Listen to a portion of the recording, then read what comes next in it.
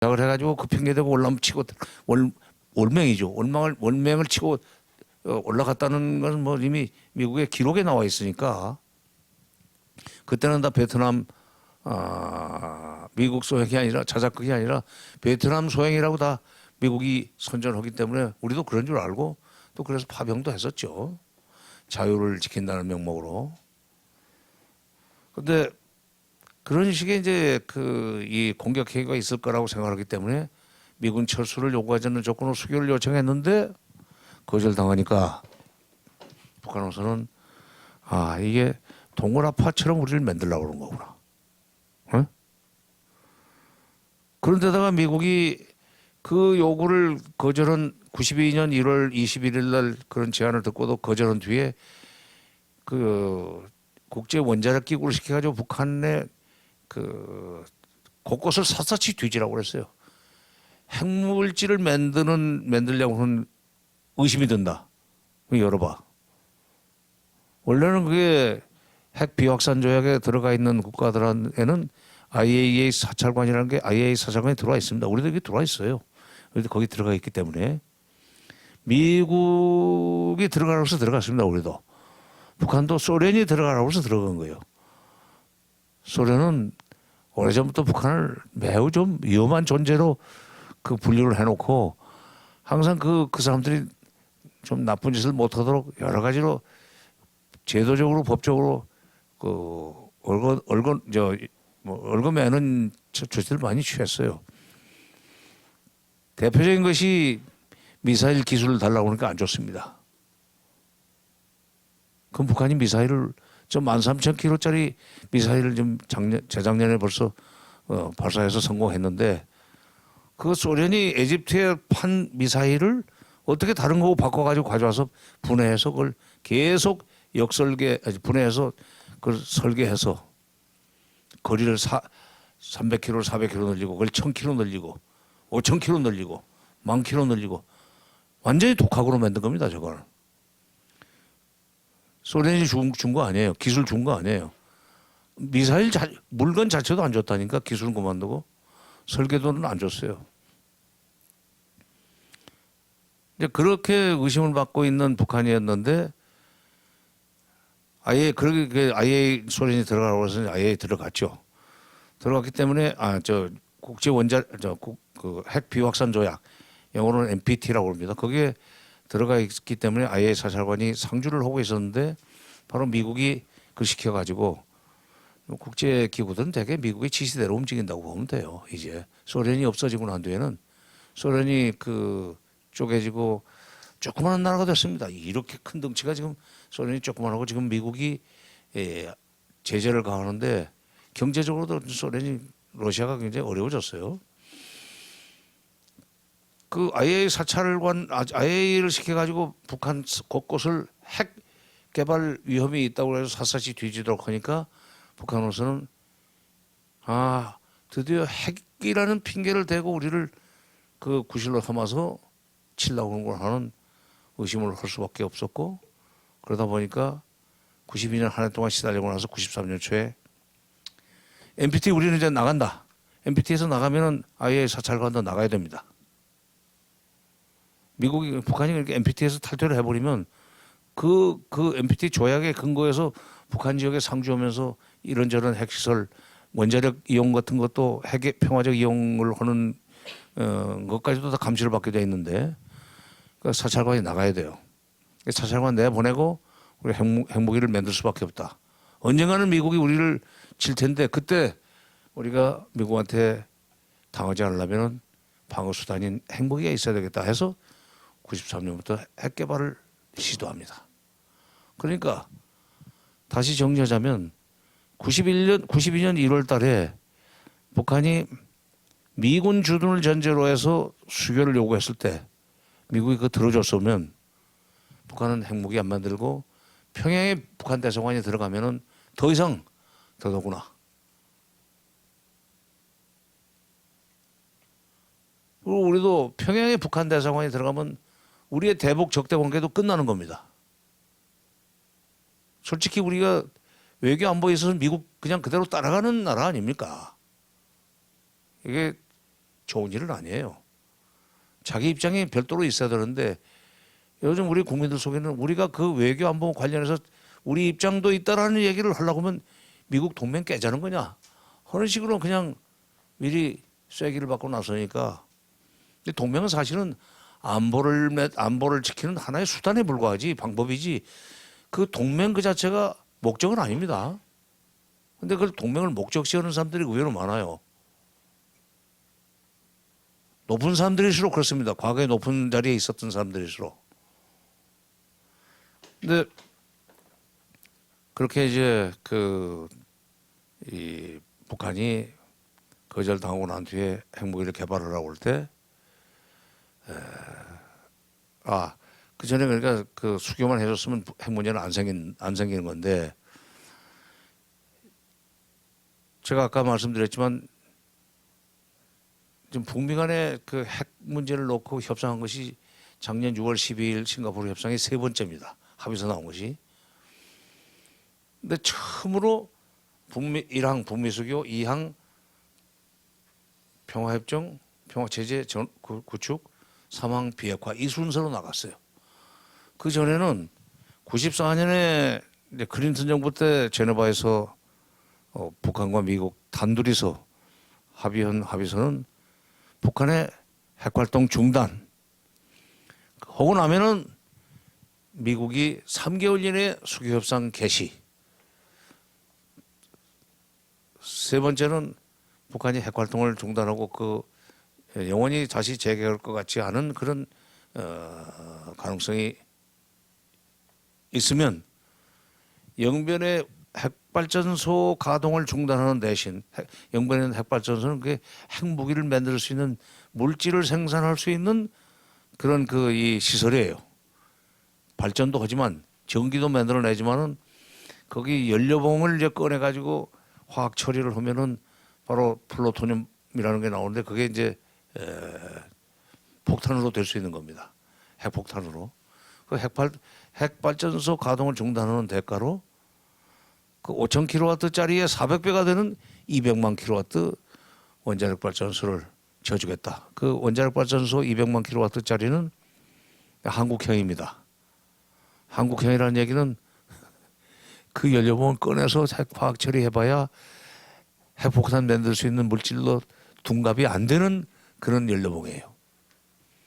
아니면 좀 험한 비유인지 모르지만 불임 시술이 되어 있는 거예요. 연료봉이. 그러나 200만 킬로와트 발전소라는 건 북한한테는 진짜 빈집의 황소 같은 거예요. 왜냐하면 북한의 그 발전 능력이 당시에 한 250만 킬로와트 정도밖에 안 됐습니다. 해방 후에 직후에 일본이 남겨놓고 간 발전소에서 165만 킬로를 만들어 쓰던 사람들이 세월이 흘렀는데도 불구하고 250만 킬로와트밖에 생산 못했다는 얘기는 이승만 대통령 때 안보에 대해서 아무 준비도 안 했던 것처럼 북한도 경제라든지 에너지 문제와 관련해서 별로 아무것도 준비를 안 했다는 얘기가 됩니다만은 어쨌건 250만 킬로와트 정도의 생산 능력, 발전 능력을 가지고 있는 북한에 200만 킬로와트가 가서 붙으면은 그야말로 80%가 늘어나는 거기 때문에 큰 도움이 되죠. 그렇기 때문에 북한이 이제 핵 활동을 이제 중단했는데 그다음에 또 이제 그게 깨집니다. 왜냐하면 왜 깨지냐면 부시 정부가 들어서면서 클린턴 정부 때 합의해 놓은 것을 조지 W 부시가 대통령이 되면서 클린턴 정부 때 것은 아무것도 모조리 무효다 하는 그 정책을 그 입장을 가지고 있었어요. ABC라고 합니다. Anything but Clinton. 클린턴 건 뭐든지 안 돼. 예, 우리나라에도 이제 그런 대통령들이 좀 있었어요. 아무개 대통령 때 한 것은 다 소용없어. 전부 우리 정부에서 새로 시작한다 하는 그런 식으로 맨날 우리는 이제 자꾸 그야말로 보수와 진보 내지 무슨 내지 혁신과 무슨 수구 이런 식으로 이렇게 다람쥐 쳇바퀴 도는 식의 세월을 보냈는데 그러면서 이제 핑계 대가지고 그걸 깨버렸어요 미국이. 그러니까 북한은 아니 이게 우리가 미국이 하자는 대로 해가지고 핵활동 중단했는데 쓸데없는 핑계를 대가지고 트집을 잡고 이걸 깬다면은 이건 진짜 부시 정부가 미국이 우리를 결국은 군사적으로 치겠다는 거기 때문에 다시 핵을 만들 수밖에 없다. 그래서 한 8년 중단했던 핵활동을 재개해 버렸습니다. 그 핵활동을 재개하게 만들 때 북한을 압박해 들어갔던 최선봉에 섰던 사람이 트럼프 정부에 돌아온 존 볼턴입니다. 그래서 제가 지난번에 좀 점잖지 못한 표현을 썼더니 보수 언론에서는 잘됐다고는 계속 저를 공격해댔는데 이게 그 트럼프 정부 부시 정부 때 이제 그런 식으로 압박해 들어가니까 실제로 북한이 핵활동을 재개해 버렸어요. 핵활동을 재개하겠다고 선언하니까 미국은 또 다시 이게 지난번에는 클린턴 정부하고 북한이 그 협상할 때 양자 회담으로 했기 때문에 이 판이 쉽게 깨진 것 같은데 이번에는 다자 회담으로 북한을 묶어놓자. 여기 나온 것이 육자 회담입니다. 근데 육자 회담을 하자고 그러면서 미국이 참 그것도 볼튼 아이디어죠. 미국 혼자 안 되니까 한국, 일본은 물론 미국 편 될 거고, 그다음에 중국, 러시아까지 끌어들이는데 중국, 러시아도 우리가 잘 설득을 하면 우리 편이 될 수 있다. 그래서 5대1로 압박을 하면 북한이 꼼짝 못하고 핵을 포기할 것이다. 그 발상이에요. 미국이라는 나라가 저렇게 엄청나게 큰 제국인데 사실상 제국입니다. 그런데 어떨 때 보면은 그야말로 세상이 자기 마음대로 되는 걸로 착각을 하고 추진하는 일들이 많아요. 대외 정책에서. 그러다가 이제 실패한 경우도 많죠. 그러면 우리 정책이 처음부터 잘못됐다는 식으로 얘기는 안 해요. 상대방이 무슨 나쁜 짓을 했기 때문에 우리 아주 진선진미한 정책이 성공을 거두지 못했다 하는 식으로 이제 핑계 상대방에 대고 저기는 빠져버리죠.